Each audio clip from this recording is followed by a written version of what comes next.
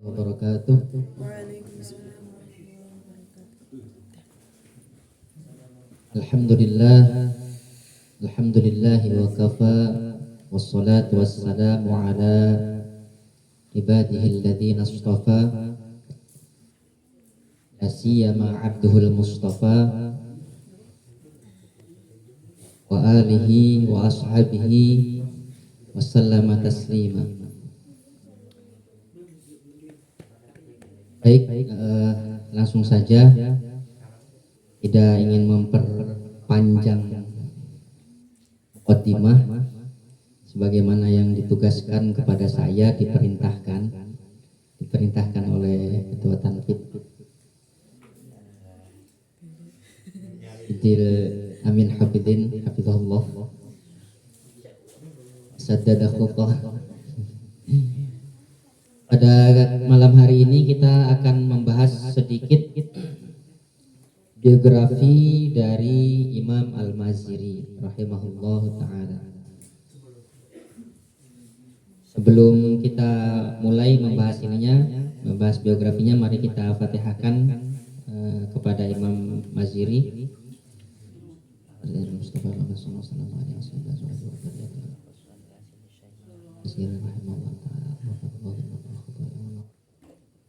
Al-Fatihah. A'udzu billahi minasyaitonir rajim. Bismillahirrahmanirrahim. Alhamdulillahirabbil alamin arrahmanirrahim maliki yaumiddin. Iyyaka na'budu wa iyyaka nasta'in. Ihdinas siratal mustaqim. Shiratal ladzina an'amta 'alaihim waladdallin. Amin.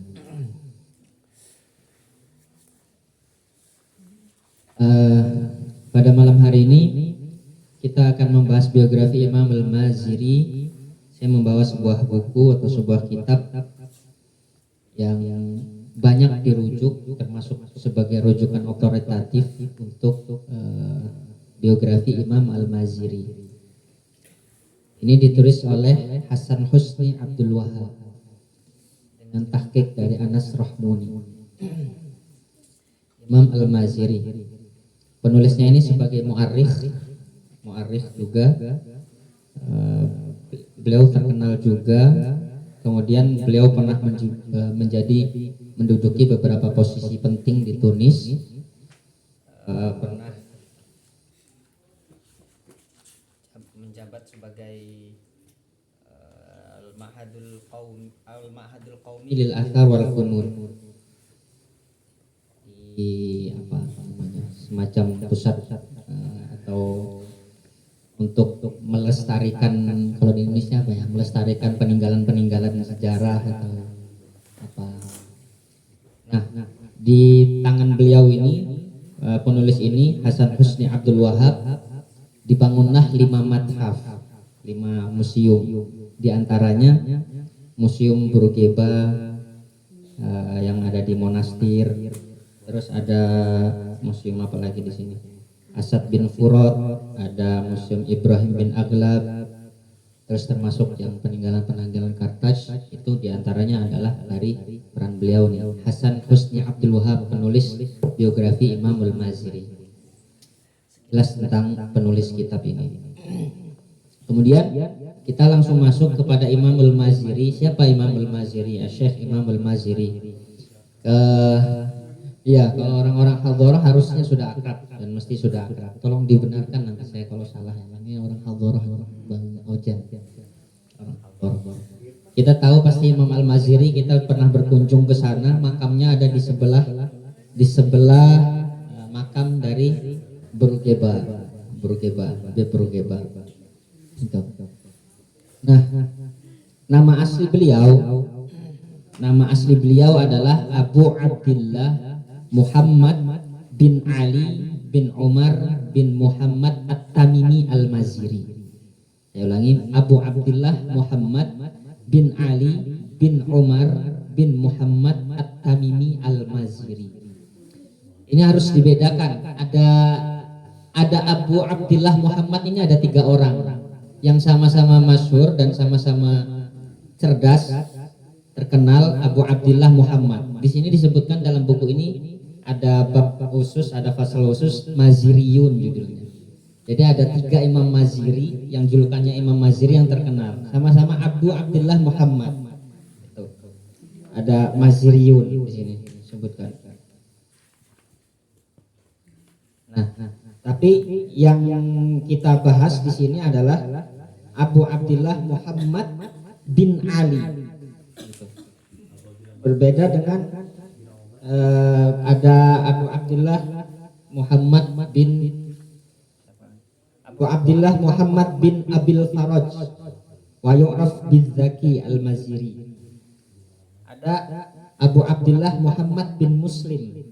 Nah, tapi yang kita sebut di sini Imam Maziri adalah Abu Abdillah Muhammad bin Ali bin Umar bin Muhammad At-Tamimi Al-Maziri. Masyhur dikenal dengan nama Imam Maziri. Ada percetakan namanya Darul Imam Al-Maziri, dinisbahkan dari Imam Maziri. Gitu. Udah tahu maktabahnya ada di Sidi Bashir, itu ada masuk ke kanan sedikit. Di Sidi Bashir sebelum monoprik ya, masuk ke kanan sedikit. Itu ya Bos. Muarif kita. Nah, Imam Maziri itu lahir di daerah Mazir atau Mazaroh. Kalau dilihat di Google di peta itu ada Mazara namanya. Itu daerah pesisir selatan Pulau Sisilia. Sisilia itu masuknya Italia, ya, sisi selatannya. Memang Mazara itu paling pesisir ya, di selatan. Kalau dari ini, kalau berhadapan dengan utara Tunis. Nah, daerah-daerah utara Tunis itu yang pesisir itu diantaranya ada Monastir, Sfax, sama Mehdia. Nah, Imam Maziri itu dilahirkan di Mazaro atau di Mazir. Kota Mazir atau Sisilia itu kota pertama yang ditaklukkan oleh Bani Aglabiyah pada awal abad ketiga Hijriah dengan komandannya Asad bin Furad. Nah, kalau bahas Asad bin Furad nanti pertemuan lainnya mungkin ada diagendakan. Tanggal lahirnya para mu'arikh tidak secara jelas, tidak ada yang menyebutkan secara jelas, tidak bersepakat untuk tanggal lahirnya. Tapi mu'arikh itu bersepakat tentang tanggal wafatnya. Gitu. Tanggal lahirnya, tapi kemudian masyhur kalau di kitab ini tidak bersepakat para mu'arikh tentang tanggal lahirnya, tapi masyhurnya kalau di Wikipedia, Mbah Google, itu 453 Hijriah atau 1061 Masehi. 453 Hijriah gitu.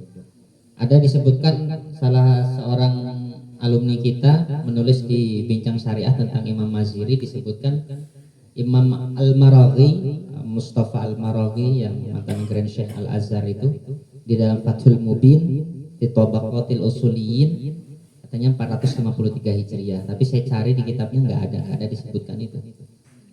Bahkan disebutkan Maziri aja nggak masuk pembahasan, nggak tahu dapat dari mana itu. Kemudian beliau wafat, kalau wafatnya sepakat para ulama itu 536 Hijriah atau 1141 Masehi pada usia 83 tahun. Dulu makamnya di pinggir-pinggir pesisir pantai. Kemudian karena dikhawatirkan ombak yang semakin besar, akhirnya dipindahkan yang sekarang di samping Bourguiba itu, di samping makam Bourguiba. Setelah 6 abad itu baru 1176 Hijriah atau 1763 Masehi itu baru dipindahkan ke samping makam Bourguiba seperti yang sekarang. Tapi nggak muncul ceritanya apakah jasadnya utuh atau enggak itu. Jadi saya cari-cari nggak ada. Siapa tahu ada gitu kan, kalau di Indonesia kan biasanya tuh makam ini jasadnya utuh gitu kan. Saya cari-cari nggak ada gitu ya. Kemudian guru-guru Imam Maziri itu adalah diantaranya yang terkenal Abdul Hasan Al-Lakhmi dan Abdul Hamid As-Sa'ir itu. Nah, saya coba runtutkan sanad gurunya, silsilah guru muridnya. Itu dari disebutkan juga ada di sini di awal-awal itu dari Abdul Hasan Al-Lakhmi dan Abdul Hamid As-Sa'ih itu sama-sama berguru dengan Abdul Khalid As-Suyuri dan Abu Thayyib Abdul Mun'im Al-Kindi. Nah, beliau berdua berguru kepada Abu Zaid Al-Qayrawani yang terkenal, yang biasa kita ziarahi itu, yang punya kitab Ar-Risalah, Risalah Abu Zaid yang disyarah banyak sekali. Kemudian berguru Abu Zaid kepada Abu Bakar Muhammad bin Labbad. Kemudian berguru kepada Yahya bin Umar Al-Kannani dan Sa'id Al-Haddad. Nah, beliau berdua berguru kepada Imam Sahnun bin Sa'id At-Tannuhi.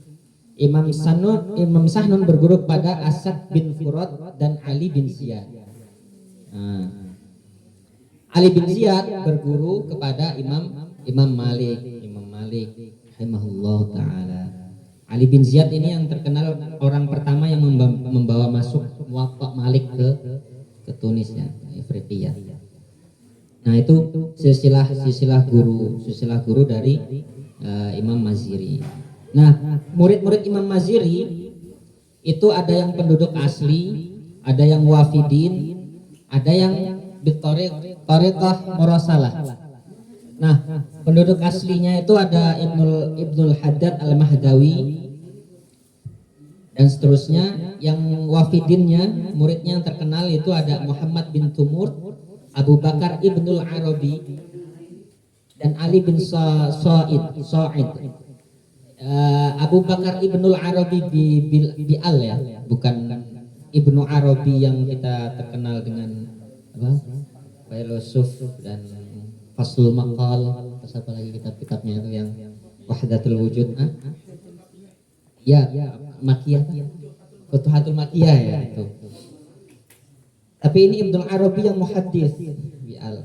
Beliau terkenal muhaddis. Beliau belajar kepada Imam Maziri. Nah, kalau yang di Thariqah Murasalah atau ijazah itu ada Ibnu Rushd, ada Qadhi Iyad, ada Ibnu Faris sama Ibnu Abi Jamroh. Ibnu Rushd yang kita kenal itu yang filosof yang punya kitab Tahaffutul Falasifah. Qadhi Iyad yang punya Asy-Syifa Ta'rif Huquqil Mustafa itu Qadhi Iyad Ibnu Faris. Nah, kemudian nanti Qadhi Iyad ini dia punya kitab namanya Ikmalul Mu'lim bi Fawaidil Muslim, menyempurnakan kitabnya Imam Al-Maziri yang berjudul Al-Mu'lim bi Fawaidil Muslim. Nah, kitab-kitab Imam Maziri banyak sekali disebutkan di sini. Saya tidak ingin memperlebar pembahasan karena sudah pada lapar kayaknya. Saya akan menyebutkan beberapa saja yang paling terkenal. Yang paling terkenal itu adalah pertama, yang paling biasa disebut adalah Al-Mu'lim bi Fawaidil Muslim. Ini dikatakan kitab syarah Sahih Muslim pertama. Itu. Nah, yang terbaru, tahqiqan yang terbaru itu ditahqiq oleh katanya dosen Zaituna, Ustadz Ali Ulaimi. Itu saya lihat kemarin di fanspage-nya Dar Sahnun itu baru terbit belum lama tentang Al-Mu'lim bi Fawaidil Muslim. Beliau yang menahqiq di antaranya. Itu yang terbaru. Itu Ali Alaimi ya. Ali Alaimi. Banyak tulisan-tulisan beliau itu tentang hadis, produktif beliau. Al-Mu'lim bi Fawaidil Muslim. Gitu. Nah, kitab ini dikarang nggak sengaja kan. Nggak sengaja dikarang sama Imam Maziri, tapi berdasarkan dari pengajian-pengajiannya yang didiktekan kepada murid-muridnya, kemudian dikumpulkan dan akhirnya menjadi kitab. Gitu. Beliau mengatakan di sini, inni lam aqsud ta'lifahu wa inna makana sabab annahu quri'a alayya sahih Muslim fi syahri Ramadan. Fatakallamtu ala niqatin minhu falamma faragna minal qira'ah aradu alayya al-ashab ma amlaituhu alaihim fanazartu fihi wa hadzabtuhu fa hadza kana sababu jam'ihi. Itu. Jadi pengajian-pengajiannya pas Ramadan kemudian dikumpulkan tentang Sahih Muslim dikumpulkan murid-muridnya, kemudian akhirnya jadi buku. Kemudian ada banyak kitab-kitabnya, ada yang di usul fikih, ada beliau mensyarah menta'liq kitab Al-Burhan fi usul fikih Imamul Haramain, di sini ada. Kemudian beliau juga ada yang kitab yang menakad atau mentashih katanya, kitab Ihya-nya Imam Al-Ghazali. Jadi hadis-hadis yang dianggap maudhu di dalam kitab Ihya Al-Ghazali itu beliau singkirkan, beliau nakad. Beliau juga mengarang sebuah kitab itu. Kemudian ada kitab ini, ada juga dia tentang kedokteran, di kitab Tibb gitu. Nah, itu diantaranya. Jadi beliau mutafannin ya, banyak karya dan di berbagai bidang gitu. Kemudian pandangan ulama terhadap beliau,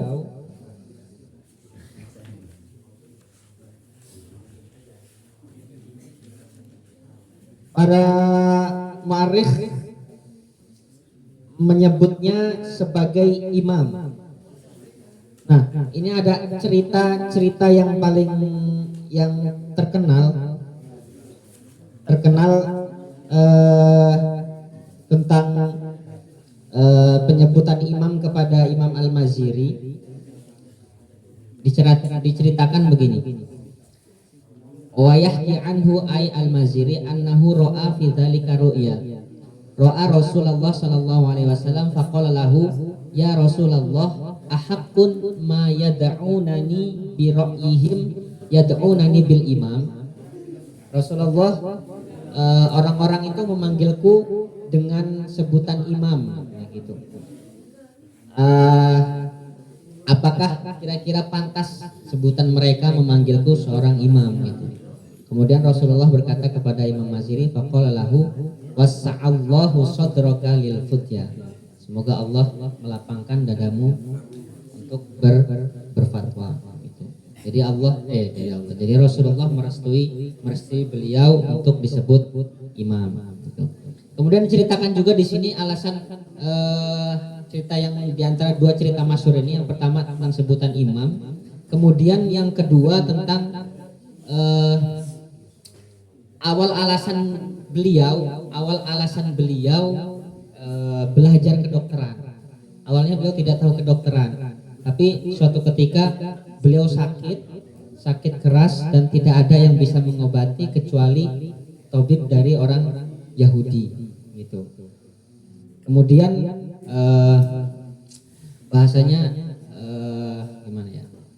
Kira-kira apa nggak ada orang Muslim yang bisa mengobati kamu gitu, kira-kira gitulah intinya. Nah, setelah itu dari situ sekaligus bahasa sindiran dari orang Yahudi kepada Imam Al-Maziri. Setelah itu beliau mencurahkan kegigihannya untuk menekuni kedokteran, sehingga beliau terkenal ahli juga dalam bidang kedokteran sampai menulis tentang kitab kedokteran gitu. Itu sekilas tentang Imam Maziri. Kalau mungkin lengkapnya nanti untuk menyingkat waktu, saya sudah bawakan kitabnya ini, Imam Maziri, bisa dicari di Dar Imam Maziri, Hasan Husni Abdul Wahab penulisnya. Bisa dilihat juga teman sekilas saja di Syiar A'lamin Nubala. Itu ada sekilas tentang biografi Imam Al-Maziri. Nah, terakhir tentang diantara pemikiran Imam Maziri, saya menyuplik di sini karena disampaikan ya, dicuplikkan kebetulan yang begini begitu. Ada ada sebuah kisah, seorang bertanya kepada Imam Maziri. Dulu di zaman Imam Maziri ada sekelompok orang yang setelah habis Isya membawa obor keliling-keliling sambil menjaga ribat, menjaga benteng monastir itu. Kemudian nanti berkumpul di situ untuk baca tahlil gitu. Berkumpul baca tahlil, baca zikir dengan suara yang kadang tatrib, kadang tahzin gitu, kadang gimana menggebu, kadang terus kemudian ya sedih gitu, memelas gitu. Nah, kemudian saat mereka berpisah, ada di antara mereka kayak ini imamnya lah gitu. Keliling apa namanya? Ketika mereka berpisah itu sambil jalan sambil baca tahlil gitu. Tapi ketika melewati tempat yang kotor, pembuangan, disuruh berhenti. Itu disuruh berhenti dan jangan baca kayak gitu di depan tempat sampah dan tempat kotor lainnya gitu. Nah, hal itu ditanyakan sama Imam Maziri, apa benar membaca tahlil, membaca zikir dan lain sebagainya harus di tempat-tempat yang mulia gitu. Nah, justru pandangan Imam Maziri nggak hanya itu, justru malah kata Imam Maziri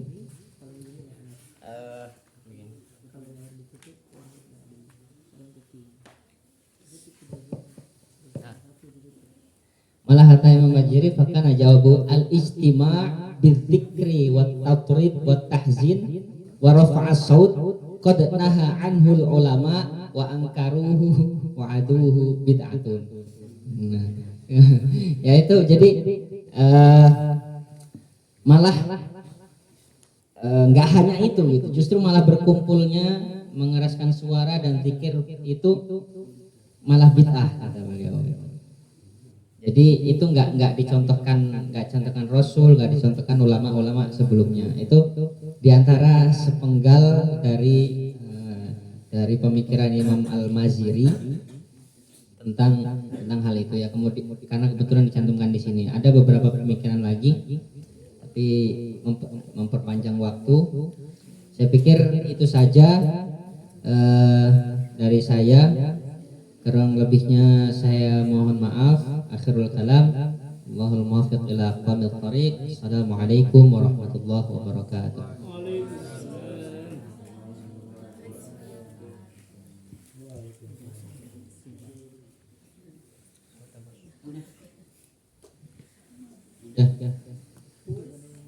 Nah, itu buku saya ya, belum saya baca langsung dipinjam. Ya, saya haturkan banyak terima kasih. Jadi saya